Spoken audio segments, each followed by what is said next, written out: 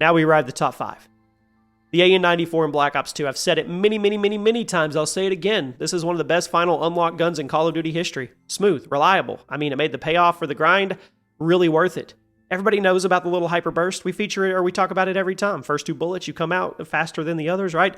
But the Black Ops 2 version of the AN-94 was amazing even if you didn't land the hyper burst shots. Recoil? None. Iron sights? Crystal clear. Almost always a 3 to 4 shot kill.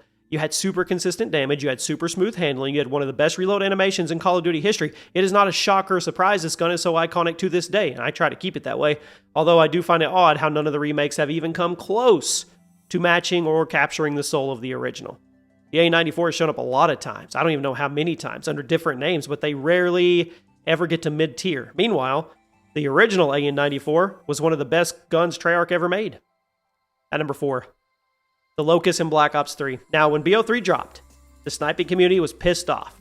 They were pissed off because of the removal of aim assist. But then people started playing around with the Locust bolt-action rifle, and a few weeks later, the sniping community, they were happy. They were completely revived. In fact, the Black Ops 3 sniping community is one of the most passionate in Call of Duty history because of just how smooth the Locust was and how rewarding the removal of aim assist made the experience.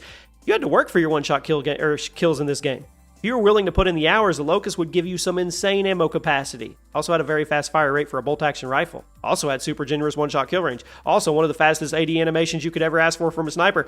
I'm still amazed at just how much the sniping community thrived in this game because the sniping was hard. But the COD sniping community is a determined bunch. I know that. I'll always respect that. Tell me who your favorite sniper was in Black Ops 3. I always gravitate towards Famas. At number 3, the Ballista in Black Ops 2. Speaking about iconic Treyarch snipers, I mean, come on. You may have been on Team DSR back in the Black Ops 2 days, but you can't deny how much of a massive part of Call of Duty history the Ballista was. Following the DSR nerf, the Ballista completely took over the quick scoping scene. Some people say this is where quick scoping in COD peaked. The Ballista, super fast, super smooth, but it required precision and skill to perform well, and that was because of that one-shot kill range.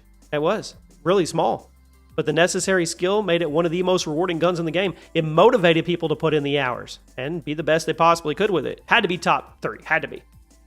At number 2, the M8A1 in Black Ops 2. The first 4-round burst in COD history took quite a bit of getting used to, but once you put in the hours, you could clean up the entire lobby with a full or a few pulls of the trigger.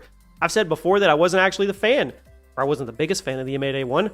This was also during the era of COD where I was super involved with the competitive scene, and this gun, it was just all over those tournaments. The sound of the M8A1 instantly shoots me back, and it has an absolutely huge impact on the franchise as a whole.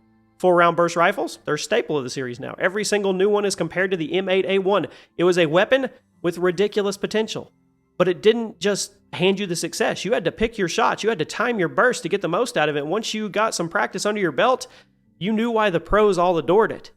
And at number 1 today, no shocker, no twist today, no dark horse, no left field pick, no hot take.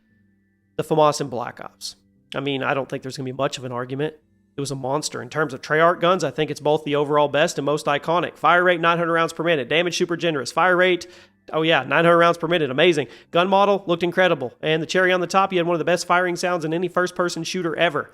Black Ops 1's multiplayer was entirely based around the Famas. Every gun was compared to the Famas. The meta revolved around the Famas. Still one of the most recognizable guns in Call of Duty history. You could disagree with some of the placements on the list, and that's inevitable with how many great Treyarch guns there are. I think we all need to hold hands and agree the OG Famas deserves to be at the top. Let me know what you guys think. I'll see you soon.